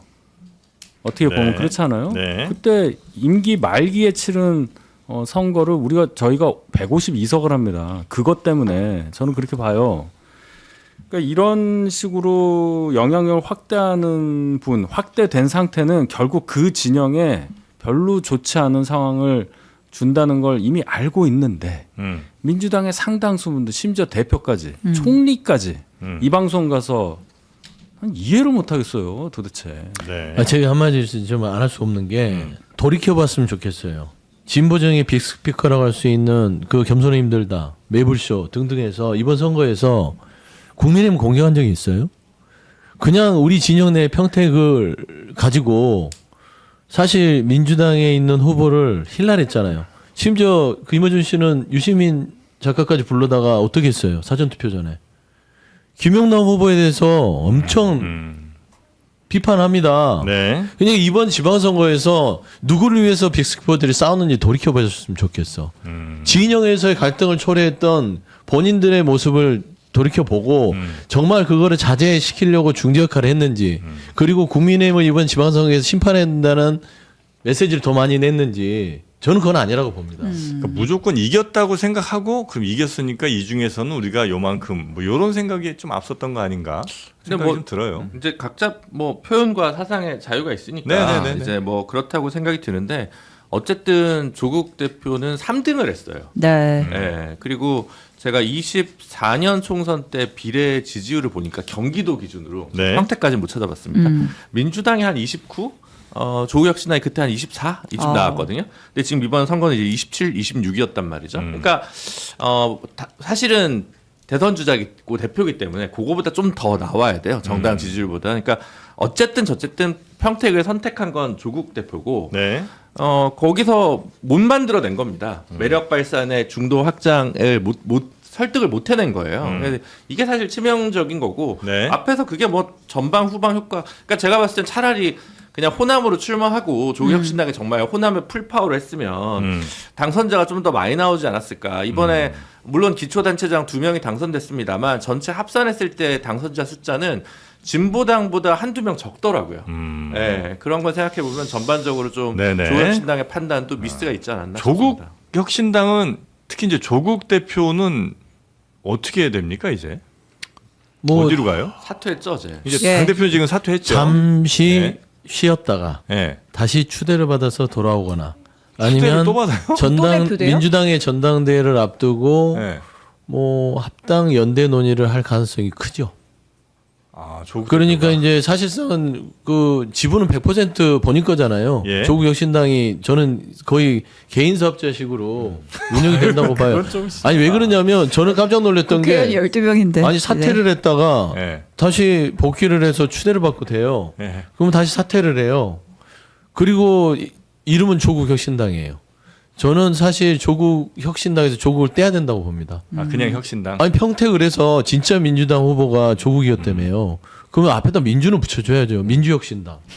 안 그래요? 민혁당. 민혁당을 하든 그리고 나서 합당 논의를 해야 민주당이 뭔가 진짜 민주당과 동지의식을 갖고 있는 우당이구나 할 건데 네. 간판은 그대로 조국혁신당으로 하고 물러나 있어봤자 이게 사실상 정치적으로 이게 뭐 조금 반성하고 책임지는 건지는 모르겠어요. 다만 저는 이게 민주당의 8월 전대를 앞두고 또 조국혁신당과의 합당 논의가 이 전대의 또 하나의 큰 이슈로 불거지는 거 별로 우리 민주 진영 내에서는 좋은 이슈는 아닐 것 같아서 네. 요것만 한번 좀 진지하게 고민이 됐으면 좋겠어요. 근데 그 오늘 아침에 또 뉴스공장에서 이제 김어준 씨가 그러니까 이제 국민의힘이랑 보수 진영에서는 이제 차기 대권 주자를 좀 귀하게 여겼다. 어쨌든 오세훈이랑 한동훈이란 사람이 이번에 됐는데. 뭘 귀하게 근데 이제 민주 진보 국민이 진영의 선택한 경우에는 뭐 조국이라든지 김경수와 같은 이런 빅샷들을 좀 귀하게 여겨주지 않았다라는 이제 취지로 좀 얘기를 하는 것 같고 이제 그러면서 후보자를 귀하게 여기자 낙선자를 탓하면 안 된다. 민주 진보 진영의 낙선자들을 다시 한번 좀 이렇게 우리가 아니, 온통 되살펴보자. 정치 선동이에요. 사실이 아니잖아요. 아니 사실도 아닐 뿐더 온통 관심이 대선밖에 없나? 그러네. 그러니까 대통령 선거에 그 이재명 대통령 당선 직후부터 대통령에게 그렇게 하더니. 근데 저는 그래서 아까 우리 들었던 민주당 내부에서 미래 권력을 놓고 보이지 않는 다툼이 있어서 민주당이 이번 선거를 풀파워로 치르지 못했다. 이 멘트가 미래 권력을 놓고 다툼을 벌인 사람은 과연 누구인가? 지금 김민석 총리 얘기하는 거 아니에요. 그분은 그러니까 이제 그분은 그렇게 얘기를 머릿속에 하지만 그게 들어가 있는 또 거야. 반대 입장에서 볼 때는 또 그렇지 않지. 그러니까 이분도 사실은 그런 다툼에 한가운데 있는 거 아니냐. 김어준 씨가? 이제 이렇게 해석도 가능할 수 있잖아요. 들어가고 싶은 거죠. 영향의 확대를 유지하기. 근데 보이지 않는 권력 투쟁이에요? 보이는 권력 투쟁 아니에요? 이재명 대통령 이제 1년 됐어. 이제. 아니 내 말이 그 말이에요. 내가 못하겠어, 이게 나는. 참 이분들이 못된 게 이재명 대통령이 이제 1년 됐고 뭔가 본인 임기 내에 이재명 대통령은 좀 속도감 있게 국정을 완성을 시키고 싶은 욕심이 있는데 네. 이게 미래 권력을 진보 진영 내에서 이렇게 논의하면 동력이 확 떨어지잖아요. 네. 그러니까 제가 돌이켜 보면 지방선거 내내 오세훈 후보의 소재를 가지고 빅스포에들이 떠들고 거기에 대한 문제점을 제시한 것보단 네. 우리 진영 내 싸움을 가지고 계속해서 그 소재로 소모했단 말입니다. 결국엔 그게 미래 권력에 대한 경직된 사고 자체가 그 누군지는 알겠어요. 이름이 두 글자 그 부분에 대해서 그 부분을 밀고 싶은 거지. 네. 너무 대놓고 했다는 측면이 지금까지 다 얘기했는데 뭘 그래요? 그랬어요. 예. 아무튼 그건 근데 이게 아니다. 뭐 지금 다음 권력을 또 뭐 민주진보 세력이 가져가는 거 굉장히 중요한 일일 수 있으니까. 중요하죠. 그러면 지금 이재명 정부가 대단히 잘 성공해서 임기 4년차, 5년차에도 인기가 매우 좋고 잘 가면 그럼요. 국민들이 다시 선택해 주시겠지. 야 이렇게 하니까 잘 되더라. 야 그럼 뭐 이재명 대통령이 픽한 혹은 뭐 거기서 당에서 또 인기 있는 누군가가 나오면 또 되겠죠. 근데 지금 다음 대통령부터 생각하고 이러면 지금 현 정부부터가 삐걱거릴 수밖에 없는 거 아니에요? 구심점이 필요한 거예요. 왜냐하면 이재명 대통령이라는 이 현상 자체가 뭐를 가져왔냐면 네. 뉴 이재명이라는 세력을 가져왔어요. 자연발화적입니다. 이건 누가 어떻게 이거를 막 교육을 시키고 이끌어서 생긴 세력이 아닌데 예를 들면 지금 김어준 씨를 중심으로 한 정통적인 이 지지층들에게는 지금 미래 권력에 대한 표대가 없어요. 누가 하나를 세워놔야 그걸 중심으로 뭉치거든. 근데 그거를 세우는 작업을 지금 하는데 그게 뜻대로 안 됐던 거예요. 저는 그런 부분들이 지금 진행되는 게 안타깝다는 겁니다. 네. 지금은 그냥 이재명 정부가 1년 됐으니까 거기에 집중해 주면 안 돼요? 라고 좀 묻고 싶은 거예요. 알겠습니다. 자, 하여튼 이런 책임론들이 계속해서 불거지고 있는 상황인 것 같고요. 네, 국민의힘에도 책임을 져야 될 분들이 있죠. 국민의힘. 네, 한번 가볼까요? 거기로 넘어가 볼까요? 일단 일단 오늘 이제 한동훈 후보가 드디어 이제 국회 입성, 네. 본회의장에 등판을 하죠. 네. 네, 일단 당선증 받고 예, 인사하려고. 본회의장에 두 번째 등장을 하는 거죠. 그렇습니다. 법무부 장관 법무부 시절에 빼고 네. 예, 네. 계엄 때도 들어갔고. 아하. 네. 그때는 당대표로 들어갔었나요? 예, 원래는 뭐 들어가면 안 되는 들어가야지. 건데. 뭐 하여튼 그런데 뭐 얼렁뚱땅 박주민 의원이 넣어줬죠. 그때. 네, 살려. 본인은 그렇게 얘기 안 하던데요. 아. 그 사실관계 되게 다른가 봐요. 아, 네. 그래요? 네, 일단 어쨌든 한동훈 대표 당선 일성으로 보수 재건에 앞장서겠다. 반드시 돌아간다고 말씀드렸죠? 라고 이야기를 했습니다. 네. 잠깐 들어볼게요. 제가 부당하게 제명됐었을 때 저는 반드시 돌아간다라고 말씀드렸고 그 약속을 지키겠습니다. 지금 이 큰 민심의 흐름 앞에서 많은 것이 변하지 않겠습니까? 장동혁 지도부가 이에 대해서 어떤 판단을 할지는 이제 본인들도 지금 숙고하리라고 보는데 이번 지방선거가 중요한 변곡점이 돼야 한다. 여기에 대해서는 의원들의 생각이 아마 같을 거라고 봅니다.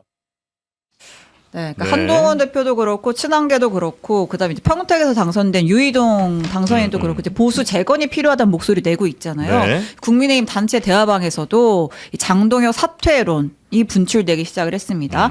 당의 잘못으로 출마자들이 안 해도 될 고생을 했다. 환골 탈퇴가 필수다. 선당 후사 좀 해주십시오라는 이제 목소리가 나오고 있는데 네. 어제 이제 국민의힘 의원총회 있었거든요. 장동혁 대표가 안 갔습니다.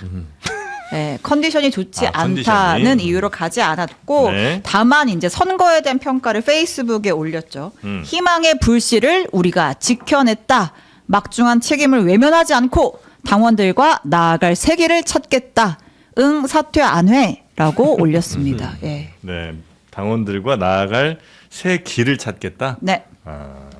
그 길은 어떻게 좀 있어요? 그 길? 네. 그 길이 아마 뭐 재신임 투표 뭐 그런 거 아니에요? 임기는 원래 남아 있는 거잖아요. 그렇죠. 네. 내년 8월까지니까요. 네. 네. 그렇게 돼 있는데 지금 저희가 임기를 마친 당 대표는 2013년으로 기억하는데 황우여 대표 이후로 없어요. 임기 마친 대표가. 네네네네. 그렇고 지금 저는 이 메시지 중에 국민에 의한 국민들이 실시한 지방선거의 평가를 해야 되는 시점에 국민이 아닌 당원을 들고 나와서 본인의 앞길을 얘기하잖아요. 네. 그럼 내가 믿을 사람들은 국민이 아니라 당원이라는 선언이라고 생각하고 그럼 당원과 뭘 하겠다면 결국 당내에 있어서의 본인의 정치적인 영향력은 내가 절대로 놓고 싶지 않다. 뭐 그거니까 대표 계속 하고 싶고 대표 계속할 방법도 내 머릿속에는 있어. 뭐 이런 선언이라고 그러니까 생각합니다. 한동훈 의원은 어떻게 하신대요? 이 상황에서. 뭐 복당 이런 거요? 뭐 복당 포함해서 뭐 장동혁 체제를 그대로 둘 수는 없을 거 아니에요. 일단 당에 들어와야 뭘 어떻게 하든지 할 거 아니에요. 근데 허락 받아야 되는 거예요? 당에 들어가는 건 방법이 없죠. 물론 이제 가장 공격적인 방법으로 네. 가처분을 제기해서 인용돼서 들어가는 방법도 있는데 네. 그 방법은 저는 하책이라고 생각해요. 이 문제에 대해서만큼은 네. 원인 제공자들이 다시 생각을 해서 생각을 바꿔서 그것을 철회한다거나 하는 그런 식으로 푸는 게 정치지. 이걸 막 밀고 들어가서 하는 게 무슨 의미가 그러면 있냐. 한동훈 의원은 한동훈은 이제 앞으로 뭐 보수 재건 막 이렇게 할 거 아니에요. 네. 거기에 뜻을 함께 하려는 혹은 하고 있는 현직 의원들이 꽤 계세요? 이제 바뀌었죠, 벌써. 많이 좀 오고 계세요? 저는 그렇게 봅니다. 이미 선거 중간에 네. 한동훈 대표와 각을 많이 세웠다고 볼 수 있는 부산의 박수영 의원이 당에다 대고 얘기를 했잖아요. 제발 좀 뭘 좀 해줘요. 이러다 다 죽어요. 그 얘기는 뭐겠어요. 단일화하자는 얘기였잖아요. 그러니까 그 다음날 바로 박민식 의원이 삭발을 하지 않았습니까? 네네네. 박수영 의원이 그런 말씀을 하셨다는 걸로 음. 지금 질문하신 그 질문에 대답이 됐다고 저는 생각해요. 그러니까 예. 박형준 시장 후보가 예. 박근혜 대통령과 박민식으로 마지막에는 결국 배팅을 했단 말이에요. 네. 근데 거기서 한동훈 대표로 배팅을 했으면 음. 그 부산의 그 작은 격차가 이길 수 어떻게 있었지. 됐을까에 음. 대해서 두고두고 복귀를 할 거란 말이죠. 대구는 어쨌든 저쨌든 박근혜 대통령 등판했고 생각보다 또 격차가 더 났습니다. TK 의원들은 답이 없어요. 여전히 우리 유권자 층은 이렇구나. 네. 근데 PK 쪽은 안 그렇죠. 턱밑까지 왔고 심지어 부산 시장은 뒤집어졌어요. 그렇게 됐을 때는 보수의 미래를 한동훈 쪽으로 가야겠구나. 장동영 대표 체제로는 답이 없구나. PK 의원들 뭐 경남 서부는 모르겠습니다만 적어도 뭐 창원, 김해, 양산까지는 다 그렇게 간다고 봐야겠죠. 그러면 그게 있을 거고 수도권에서는 지금 김웅 전 의원이 막 유승민 의원 엄청 마케팅을 하잖아요. 네. 유승민 의원이 다닌 데는 다 이겼다. 안산, 하남, 강동구청, 강동 잘 아시잖아요. 강동구청 그다음에 평택 네. 이겼으니까. 그러니까 결국은 오세훈, 유승민, 한동훈 세 명 체제죠. 이준석 대표는 사실은 개혁신당 이번에 전국에 한 명 됐어요. 기초의원 한 명. 화성 시의원 하나 한 명 됐어요. 완전 성적표 최악이거든요. 네. 그러니까 이제 그런 점에서 때 안호석 뭐 이런 얘기했었는데 이게 바뀌고 이제 뭐 어떻게 순서는 모르겠습니다. 한호유라고 하든 뭐 안호석을 오유한이라고 기억을 하든 하네. 그렇게 삼자 체제로 아마 보수는 좀 바뀌어야 될 것 같다. 네. 네. 근데 반대로 거기- 예. 장도영 대표가 간 데는 다 졌죠. 어디예요? 충남 뭐 충남 제일 많이 갔잖아요. 아니 그래도 공주부여 청양 재보궐을 이겼죠. 근데 그거는 정진석이 이긴 거 아니에요? 네. 이게 또 민주당 얘기랑 또 돌고 돌아요. 네. 누구 탓이냐 이렇게 되니까 결론적으로 장동혁 대표가 안 간 데가 이겼다. 요걸 보는 게 더 나을 것 같아요. 예. 근데 이제 아이러니한 게 네. 장동혁 대표가 안 간 데가 이겼잖아요. 그 이긴 안 간 데 때문에 장동혁 대표가 살았어요. 그게 아이러니하죠. 그렇죠. 정확한 것 서울을 같아요. 이게 네. 돌고 도는 그런 네. 좀 봐야죠. 공생관계인데 좀 봐야지. 그러니까 거기 하나 그다음에 두 번째는 한동훈 의원이 됐다는 게 또 장동혁 대표를 소생시켰어요. 적대적 공생관계. 네, 2라운드 네. 친윤 친한의 2라운드가 이제 생긴 거예요. 한동훈 의원이 만약에 이제 돌아오거나 이럴 때 가장 반기를 들 만한 또 두 사람 있지 않습니까? 이진숙, 김태규 또 네. 입성했죠. 입성했잖아요. 네. 그건 잘 방통위 모르겠는데. 2인방. 아닌가요? 그래요? 그분들이 그 선을 그은 적은 없어요. 딱히 근데 이분들은 내란이 아니라고 생각하시는 분들이잖아요. 취할 수 없는 분들 아니에요?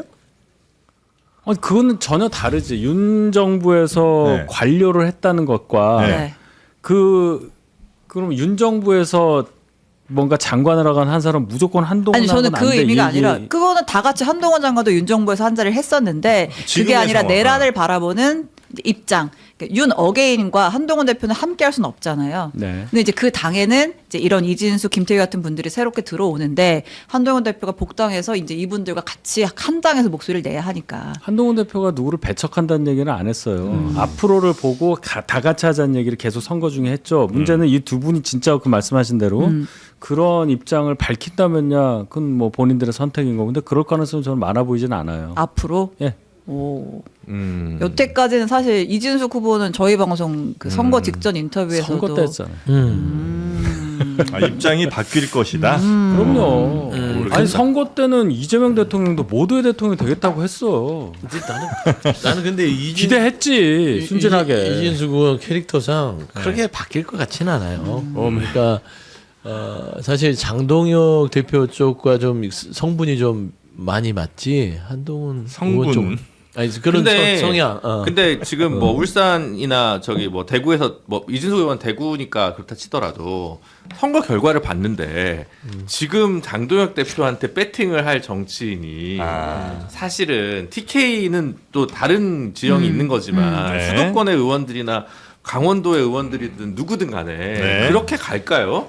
의원들이 절대 아니라는 그렇게 거예요. 생각을 저는 안 하거든요. 이제 그거는 또 다른 문제다 지금까지와는. 근데 본인이 지금처럼 계속 버티면 어떻게 하냐는 거죠. 네. 신당 그래서 생각하냐? 오늘 보면 양양자 최고위원이 다 내려놓자는 말씀 먼저 했어요. 그럼 이제 저희 당에 이제 그 규정 있잖아요. 5명 중에 4명. 네, 사퇴하면. 네. 그럼 이제 제가 이제 들은 거는 언론에서 이제 그런 쪽으로 가겠다는 거예요. 이번엔 누구냐? 4명만 되면 되니까. 예. 그러니까 우재준, 양양자 두 분은 이제 안정권에 들었다고 보면 셋 중에 절대 안 된 사람 한 명 있잖아요. 예. 그분 빼고 나머지 두 분, 신동우, 김전 두 분은 어떤 선택을 할 거냐에 대해서 유무형의 압박이 계속될 가능성이 아하. 있어요. 언론에서 계속 물어볼 거예요 아마. 네. 안 그래요? 그렇죠. 네. 네. 그럴 때 장도혁 대표 어떻게 할 거냐. 신동호 같이- 의원 인터뷰 같이 잡아야겠다. 미국 갈 수도 없고. 그렇죠. 네. 자, 하여튼 그런 국민의힘이 방식으로. 어떻게 갈지 그것도 아주 재미 포인트가 될 것 같고요. 어제 이광재 네. 의원 인터뷰를 잠깐 했는데 네. 1등 공실이 누구냐, 우승을 했으면 MVP를 누굴 줘야 되냐 민주당을. 네. 근데 순간 대답을 못 하셨어요. MVP는 우리 당에 있지. 그렇죠. 사실은 장도혁 대표. 그러니까 농공 행사를 해야 된다 지금 민주당에서. 민주당의 MVP는 네. 장동혁이다. 없어 누가 MVP 이렇게 대승을 했는데 MVP가 딱 떠오르세요? 여기 장동혁은 MVP는 아니고 네. 특별상. 특별상, 공로상, 공로상. 특별 네. 공로상 정도지 어떻게 MVP는 이 리그 안 해줘야죠. 네. 자, 그리고 서용주보다 기여한 게 많은 거예요. 뭔 소리 지금? 자, 선거 중에 있었던 아주 네. 독특한 일들 쪽 한번 정리해 네, 주실까요? 주시면서 제가 선거 이모저모 자투리로 모아봤습니다. 네. 자, 일단 그 허승규 녹색당 후보가 보수의 텃밭이라고 하는 안동에서 이 시의원 당선이 됐습니다. 녹색당 창당 14년 만에 처음 나온 선출직 공직자입니다. 네. 아. 녹색당. 원래 이제 옛날에 녹색 창당할 때 이제 무소속으로 당선된 사람이 가입해서 의원이 있었던 적은 있는데 예. 녹색당 이름으로 선출이 된 건 최초인 거예요. 예. 이 허승규 다 알아. 의원이 아니 지난번 녹색정의당 비례 2번이었잖아요. 야. 그럼 여기 대표였죠. 아, 그것도 안동에서 딴 데도 안동에서. 아니고. 와. 안동은 세번 만에. 예. 시의원도 무소속이 많아요. 10선도 있어. 그러면 10선 나왔죠. 9선도 이재갑 그 옆에 9선. 지금까지 한 번 시작부터 한 번도 안 떨어졌어요. 어. 10선도 있고 9선도 있더라고. 그러니까 이제 이분이 진짜 이 초록색 녹색당 옷 입고 진짜 지역 곳곳 샅샅이 거기 분들이 녹색당이 뭐야 이러신 분들도 사실 많았을 텐데 네. 유럽 같다. 진짜 열심히 녹색당. 했다. 그걸 보여주는 결과다. 열심히 해야 됩니다. 그렇습니다. 아, 훑어야 돼요. 요즘 그래야 나오면 안 됩니다. 돼요. 열심히 하려면 몸이 건강해야 돼요. 뭐야 거기 가서.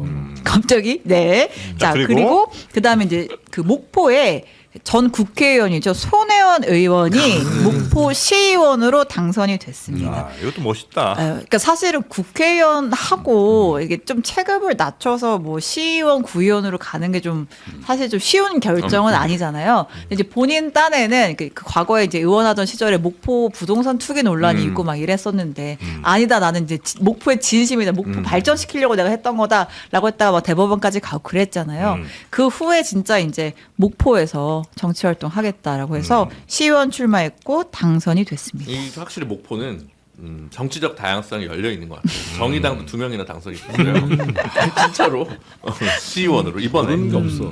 혹시 대통령 했다가 네. 나중에 구청장 뭐 이런 거 나와도 되나요? 좀 멋있죠. 됐죠. 되죠. 그러니까 옛날에 그럼요. 노무현 대통령이 검토했고 그때 아, 이병환 정책실장이 비서실장이었나? 그분이 그 광주에 구의원하셨죠. 구의원하셨죠. 어. 그건 좋다고 봐요. 네, 그러니까 그런 것도 좀 근데 괜찮을 그렇게 것 하면 같아. 박근혜 대통령께서는 종신으로 하실 수 있을 것 아, 같은 달성해서 달성시장 종신 달성시장 달성시장.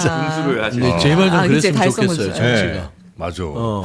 나쁘지 않은 것 같은데 그러니까요. 왜 기자분들도 보면 이게 평기자 쭉 하다가 현장 막 취재하다 나중에 나이 들면 그냥 뭐 앉아서 데스크만 있잖아요. 맞아요. 근데 그러지 말고 한 20년 했는데 다시 대기자로 가는 경찰서부터 또 가. 아. 멋있잖아. 체력이 안 돼. 그거. 체력이 안 돼. 아니, 체력이 안 되고. 지방의 단독 판사로 다시 가시는 분 계세요. 그런 사람이 그래요? 있어요. 그럼 게 편의점 있죠. 하는 분들도 계시고. 그거는 금방 그만뒀어요. 로펌으로 가셨어 다시. 아, 자. 갔어요? 펌으로 갔어요? 네. 네, 자, 나머지 그리고요. 사투리 진짜 우리가 투표할 때 한 표의 소중함에 대해 이야기하지 않습니까? 네. 한 표로 당락이 갈린 지역에 있습니다. 이번에 많더라고. 충남 도의원 선거였는데요. 민주당의 기호엽 후보가 11,594표, 국민의힘의 윤기영 후보가 11,593표로 한 표 차이로 기호엽 후보가 당선이 됐습니다. 이게 처음에 집계했을 때는 동수가 나왔대요. 네. 그리고 무효표로 분류된 표가 3표가 있었는데 이거 이제 검표위원들이 모여가지고 합의해가지고 분류하잖아요. 했더니 이제 기 후보자 쪽에 2표가 유효표로 인정이 됐고 윤 후보자께 1표로 인정이 돼가지고 진짜 한 표 차이로 기호엽 후보가 당선이 됐습니다. 동표면 나이 많은 사람이 되거든요. 맞아, 연장자가 되더라고요. 그래가지고 그건 있죠. 그런 네. 분도 있었어요. 고성군 의원인가 거기가 동표 나왔는데 연장자 당선이지. 맞아요. 네. 그게 위헌이 아니라 논란인데. 그치. 그래. 나이만 나이가 먹고. 같으면 몸무게 돼야 되는 거 근데 아니에요? 그거 되게 어려운 게 그러면 그럴 때 동표돼서 떨어진 사람이 헌법소원을 해야 되는데 그게 잘 일어나지 않는 일이다 보니까. 그럼. 힘을 못 얻죠. 예. 네. 아 그리고 이제 워낙 초접전인 지역이 많아가지고 이겼다 하고 당선 소감까지 했는데 그 뒤에 결과가 뒤집힌 지역이 있습니다. 충주시장입니다. 여기 민주당의 맹정섭 후보가 나왔고 같은 시작부터 끝까지 역전 안 나고 계속 선두였던 거예요. 그래서 개표 막바지에 당선 소감까지 딱 했는데 새벽 4시에 국민의힘의 이동석 후보가 역전을 하더니 최종적으로 124표 차이로 충주시장에 당선이 됐습니다. 그래요? 예. 야, 그럼 먼저 당선 소감 밝힌 분도 진짜 민망하겠다. 얼마나 예. 저기 떨어진 것보다 더 힘든 제가 거야. 30년 전 일을 기억을 하잖아요. 이거 이덕화. 네? 이덕화? 그때 96년 총선 때 네. 광명에 나와가지고 거의 이거 다 했다고. 근데 많이 졌어요 또 나중에 보니까. 또 진 사람은 진 줄 알고 그냥 집에 갔었다면서요. 2010년에 오세훈 오세훈 시장도 시장. 그래서 자고 있었다 그래서 당선 소감을 김성태 의원이가 의원이 했잖아요. 했어. 예, 맞아, 예. 맞아. 자, 그런 일들도 있습니다. 끝까지 지켜봐야 됩니다. 이 이동석 후보 기자 출신이에요. 네. MBN 기자 출신. 아, 그래요? 네, 근데 여기는 사실 근데 민주당이 된 적이 한 번도 없을걸요? 충주시장. 맞아요. 그렇죠. 네. 전에 충주맨 때도 그 조기령 시장인가가 네. 삼선인가 국민의힘이고. 있고. 네. 그러니까 충주에 국회의원을 딴 분이 한 적은 민주당 쪽에서 한 적은 있을 텐데 네. 시장은 없을 거예요. 자, 충주에서도 하여튼 전국에서 많은 선거들이 있었는데 진짜 전국에서 많은 분들 특히 통영에서 온 이 장어를 사랑하는 분들이 그렇습니다. 진짜 많습니다. 없어서 못 먹고. 사랑 안 할 수가 없어요. 안 할 수가 없죠. 그럼 안 하려고 노력 많이 해보셨죠? 어휴, 지금 안 계속 돼요, 지금 그게. 사랑스러운 맛을 먹고 있어요. 예. 너무 맛있어요. 어떻게도 안 먹어보려고 제가 노력을 참 무던히도 많이 했는데 그게 잘 되지 않는 이유. 다 먹었잖아. 아유, 다 먹었어요. 오늘 꽤 많이 드린 것 같은데 너무 많이 주셨어요. 예. 아, 오늘 서영주 시장이래. 서영주 소장 열변토해서 지금 음식이 더 땡기시네. 그럼요. 네. 내가 오늘 말 많았어. 네. 충분히 이해합니다. 자, 이렇게 우리에게 필요한 우리카세 바다장어 요거 이제 초벌구이에서 보내드립니다. 그래서 집에서 그냥 렌즈나 아니면 에어프라이어 아니면 프라이팬 같은 데다가 살짝 데워 드시면 되겠고요. 요거는 이제 양념구이가 있고, 네, 이렇게 소금구이, 네, 이렇게 이제 두 가지 중에 하나 고르시면 되겠습니다. 요 우리카세의 장어는 워낙 또 저희 베스트셀러 네. 상품이기 때문에 이게 보니까 이게 굵어요. 굵어 실해. 아, 굵다고. 네. 그래서 저녁에 뭐 이런 거 야식 생각날 때 뭐 네. 탄수화물 이런 거 말고 네. 이거 사가지고 땡 돌려서 아하. 하나 먹고 해보시면 두- 단백질 보충, 그렇습니다. 기력 보충 좋습니다. 네. 우리 장어는 좀 굵어야 먹을 맛이 좀 나죠. 그럼요. 살도 있고. 자, 요 진공 포장으로 이렇게 맛있게 아이스팩과 함께 시원하게 가니까요. 네, 맛있게 드시고. 아유, 또 이렇게 탐내시는 거 보니까. 아 굵어. 네. 요 아무래도 들고 가실 모양인데. 네. 잘 거예요. 네. 5만 원 이상 구매 시 무료 배송해드리는 우리카세. 이거 얼마예요? 장어. 요거 가격이요. 예. 한 한 마리 마리당 14,000원밖에 안 해. 한 마리 10,000원. 와. 만 원 진짜 싸다, 그죠? 좋아. 네. 보통 한 29,000원에서 3만 원 하잖아요. 그렇죠, 맞아요. 그렇죠. 네, 요거 안전하게 포장해서 시원하게 배송 갑니다. 네이버에서 우리카세 검색하셔도 되고요. 070-4866-2789로 전화하셔도 되겠습니다. 저는 샀어요 또. 또 사셨습니다. 주소를 내 걸로 좀 찍어서. 진짜 우리 쇼핑몰 큰 손이세요. 아니 단집이 엄청 딴 데도 비슷한 거 하는 데 있거든요. 네. 맛있어. 안 사. 맛이 없어. 저희 솔직히. 맛있고 진짜 최저가예요. 우리 제가 거기다 최고야. 컴플레인도 했어요 제가. 이게 뭐냐 이게. 아니 곰탕을 데워오는데 차가워. 내가 봐도 진행자가 막 뜨거운 척하고. 이건 안 되지. 그렇지 안 됩니다. 거짓말로는 우리 팔 수 네. 없습니다. PD님 짱이야. 네. 이게 굵어. 네. 깜짝이야 나는 뭔가 했네 그거. 자, 종로 가서 사서 드세요. 얘기하지 말랬지. 자, 그러면 세 분 여기서 보내드리고 다음 주에 뵙겠고요. 저희는 김시덕 박사님 모시고 흥미로운 또 지역 동네 이야기 나눠보도록 하겠습니다. 세 분 대단히 고맙습니다. 네, 감사합니다.